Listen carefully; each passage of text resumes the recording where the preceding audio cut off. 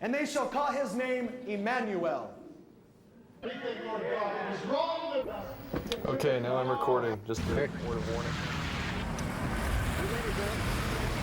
I'll be over. Okay.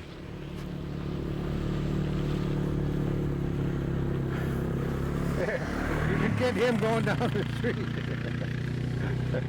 Hey, you're just talking about some of the things that other village leaders could take advantage of and use, and some of the things that you're doing here, especially some of the cultural things that are... Okay, this is where I was at, I think, when I stopped.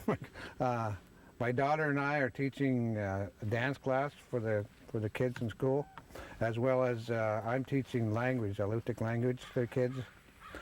Just the basics, you know. But they're learning as we go. We started this school year with them, so we're going to target that along with teaching them the way things were in the past and our culture, the way our lifestyle used to be, and what our priorities were, you know. And the main thing is to convey to those kids that, you know, when you see an adult smoking, don't look at them as an example for what you want to do when you grow up, because you don't want to start smoking. Because 9 times out of 10, if you start smoking before the age 18, you'll continue smoking throughout your life, you know. And so that's kind of the message we try to give to the kids here in Chenega, anyway. Anyway. Right on. That's about all the questions I had. Good. Any gaping holes there? Good job. I can't think of anything. Right on. Anything else that you'd like to add, Pete? No, I said, hello, America. And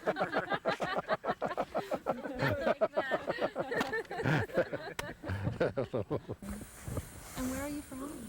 Well, I was born in Seattle, but raised in Indiana, and then got my degree from Purdue, and then moved to California for 3 years, and then been in Alaska since 90. In western Prince town. In this village since 90, fall of 98. Yes. Just mine, yep. I'm all by my lonesome going, ring, ring, ring. Oh, I wish somebody was with me. Hey, how you doing? Well, here's your next interviewee. You want to be George. Could you say your name out loud and spell it for me? It's George Leshansky, Leshansky. All right, you passed the TV intelligence test. But It's a good show, it's not a bad show. Okay. well, first of all, as you probably heard, we're here doing we're going to be doing an episode of Heartbeat Alaska about tobacco and tobacco cessation. Tell me about your experience with tobacco. I never smoked. I never started. And well, geez, why not? There's so many people around here smoking. I'm allergic to it. Kill me. Ah, right on. So well, tell me about that. I don't know if I ever talked to someone that's actually allergic to tobacco smoke. I am. That was one of the things I was tested positive for when I was young, getting tested for allergies. That was one of the big ones, besides mold and penicillin. Wow. So well, tell me about that on a day-to-day basis. Can you be in a house where someone's smoking, or you know what happens? Yeah, I can. I just try to stay away as far away as I can, but my mom smokes, so.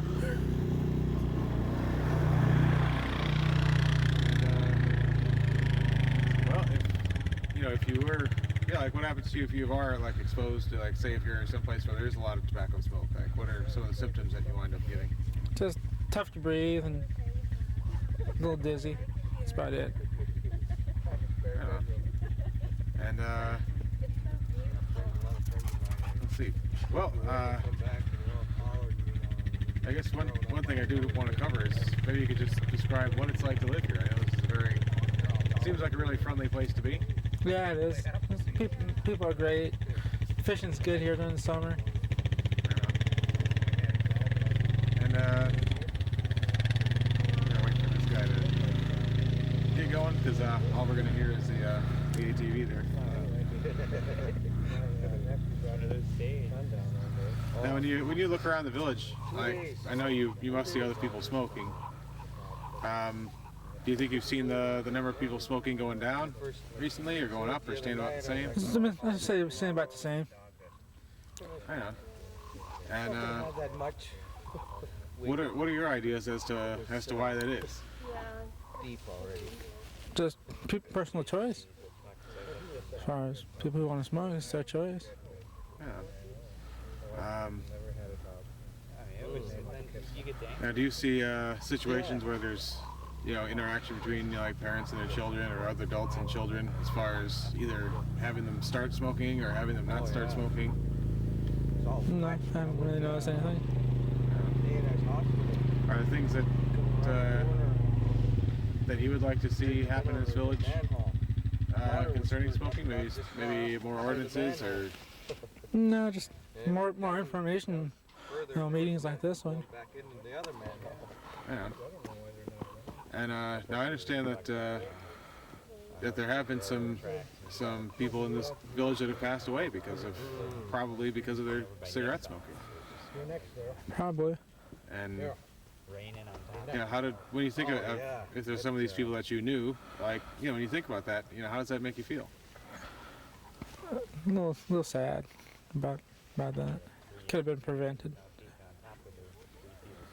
Yeah. Oh yeah, that's sometimes it would be here. Well, I think that's about all the questions I had. Is there anything else that you would like to add? No. All right, cool. Right on.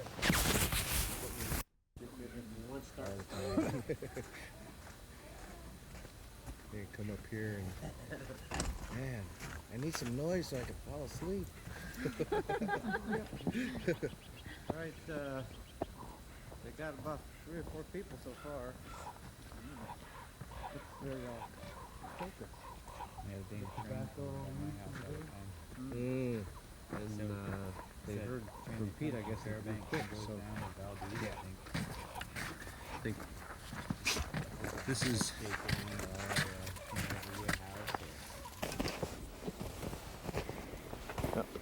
First of all, so I can make sure I have it correctly, could you go ahead and just say your name and spell it for me?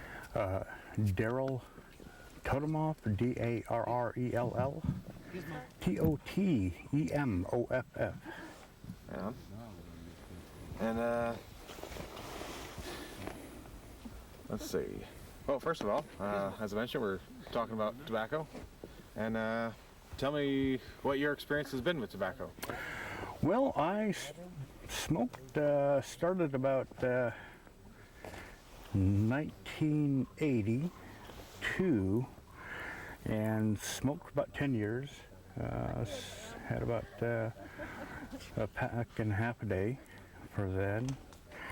And moved to Anchorage, and it was so cold smoking there, I kind of quit eventually in Anchorage.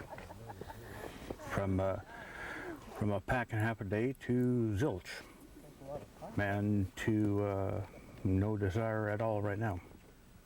So it's nice. Yeah. Well, let's start by talking about when you were smoking. I imagine there's things you enjoyed about it.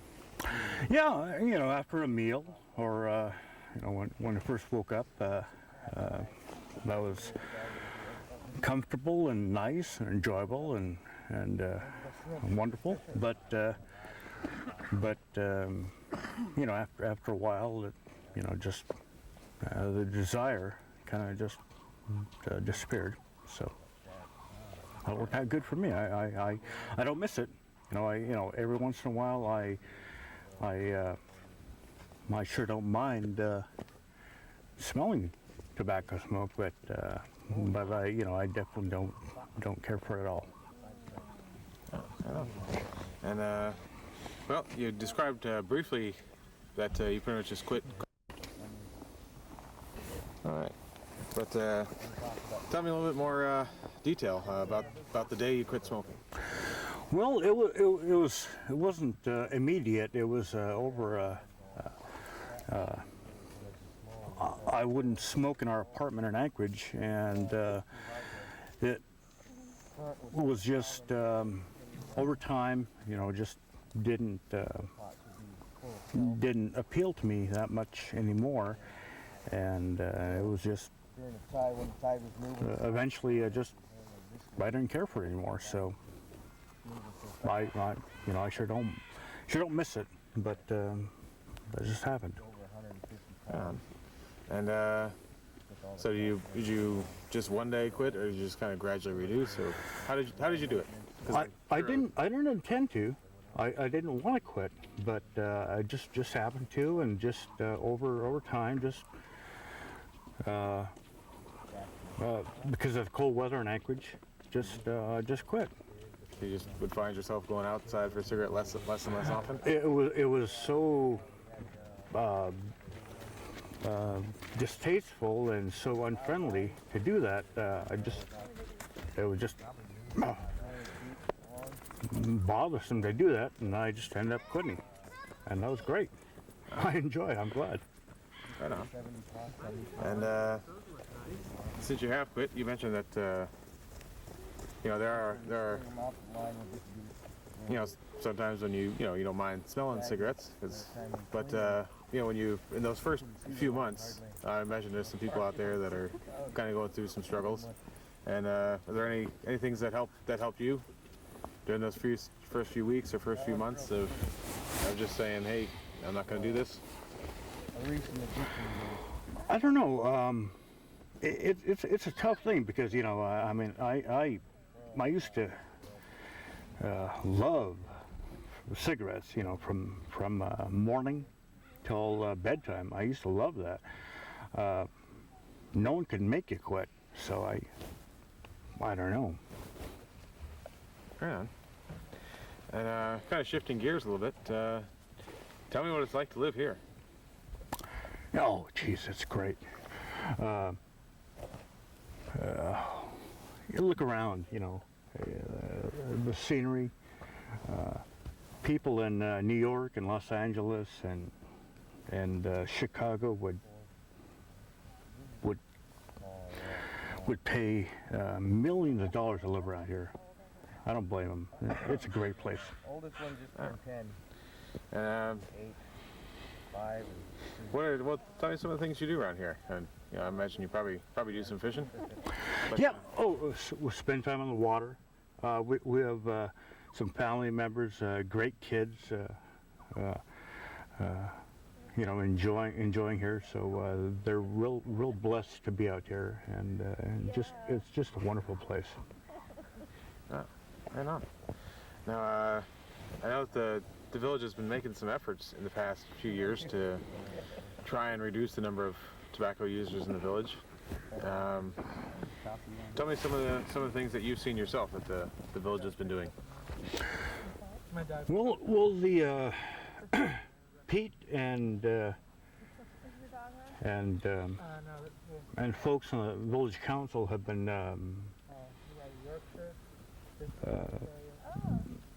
strongly advocating anti-tobacco, and it's a good thing that they're advocating clean living like that. So, because I growing up, I did not smoke until I was like in my late teens, and so Pete's a good example of people trying to quit, that want to have a healthy life and not smoke. So we really encourage that. Yeah. Now, would you personally like to see the number of smokers in this village go down? Yeah. Oh yeah. Yeah. Because well, smoking is not a good thing. When I smoked, it was, I was addicted, obviously, but I certainly wouldn't want anyone to smoke, and it's not a good thing. It's not a healthy thing. It's it's bad, but it's real hard to kick the habit. 4 of them. And I don't want these kids here to smoke. They don't need that. Life is hard enough to, they don't need that. Don't see them, but I can hear them. Yeah. Actually, let me pause for just a second and get a shot of these kids.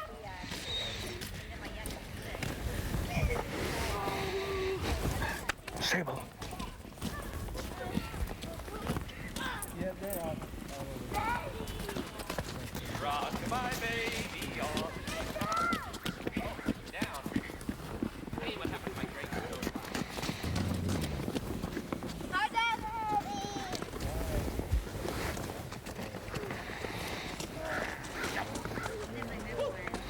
Gizmo.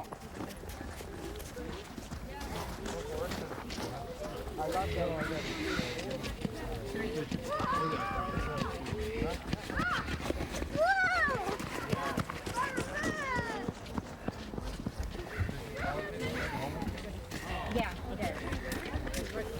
Come on, Tony, let's go. School at night. Yeah. Come on, Tony Baloney.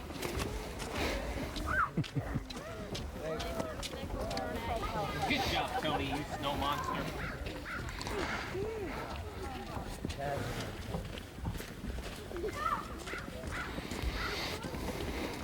All I wanted was mine. And I was like, how could I have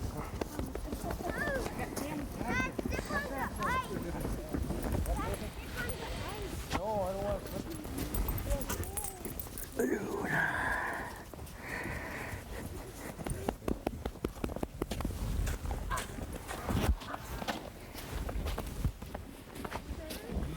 That young time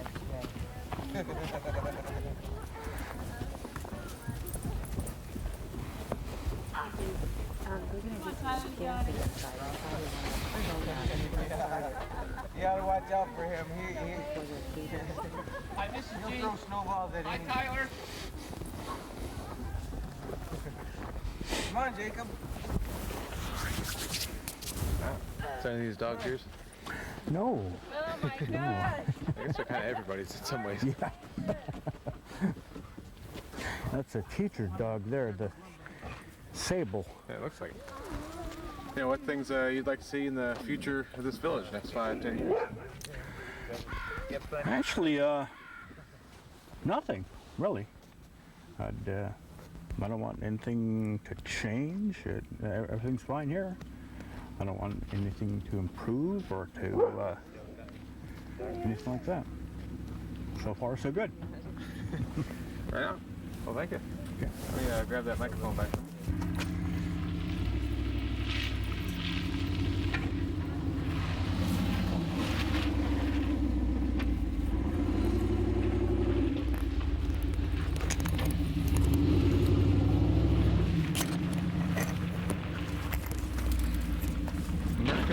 America's most wanted.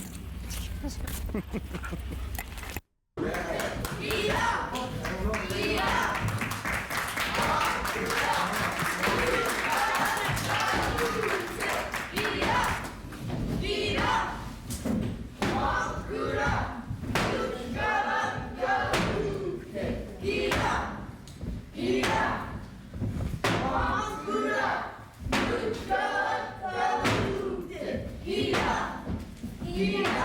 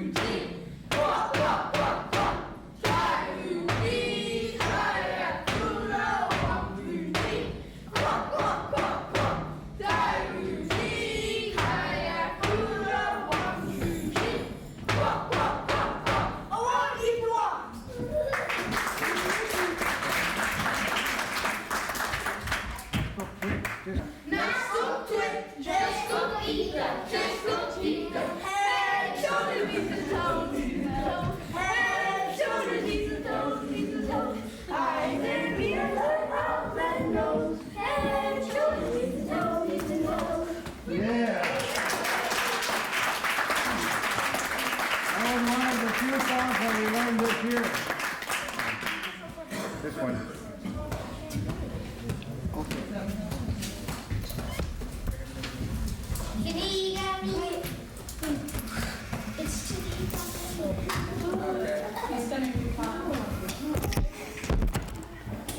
Ready?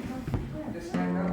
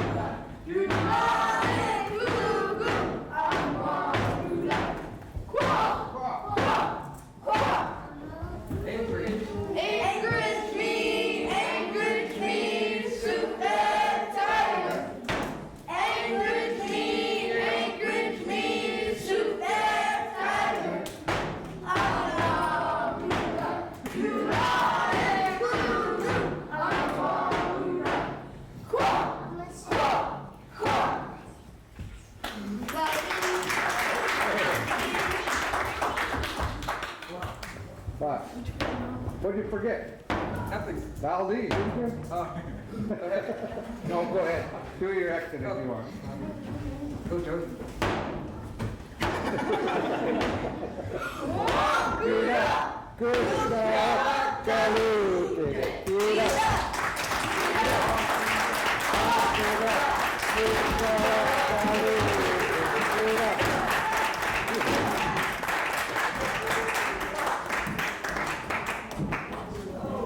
Anchorage, we got Nick Hempstein event, Alyssa, Phil over here, and Dave, the cameraman. Let us know what it's like. Open for the people that are smokers. The goal is for them to decide for themselves to quit. I can talk about all the rhetoric stuff that I talked about, all the facts and figures of percentages of people that get affected by smoking in certain ways, like that lifeline thing that I put up last year. Your chances of living much longer if you're a non-smoker, as you can see from that up there. Anyhow, one thing I forgot to do when people were getting their contracts here to sign was to hand out the Nick Alert, Tobacco Alert test strips. So one of these for every resident that's here. Please don't forget to come up and get one of these out of this box. And parents can administer this to their children, or if they don't want to go through the trouble of having the kids or themselves pee in a cup at home, they can come to the clinic and I'll help them with the confidential information there too.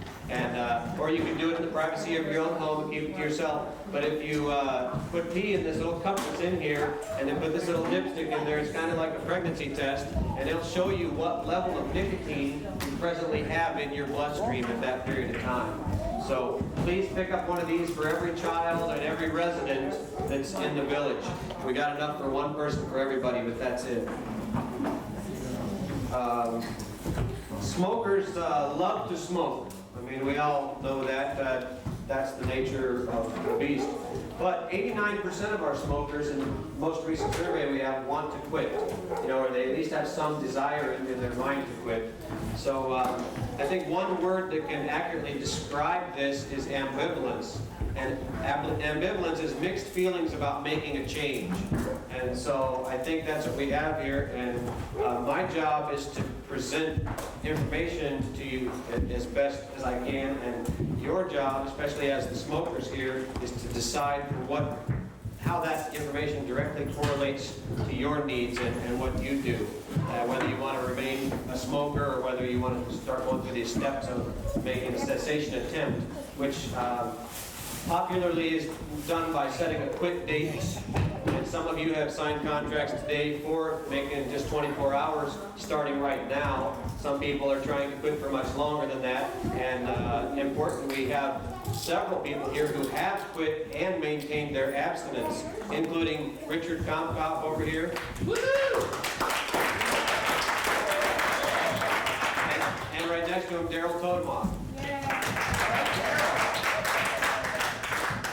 Seems like the biggest challenge for most of our smokers that have tried to quit is maintaining their abstinence.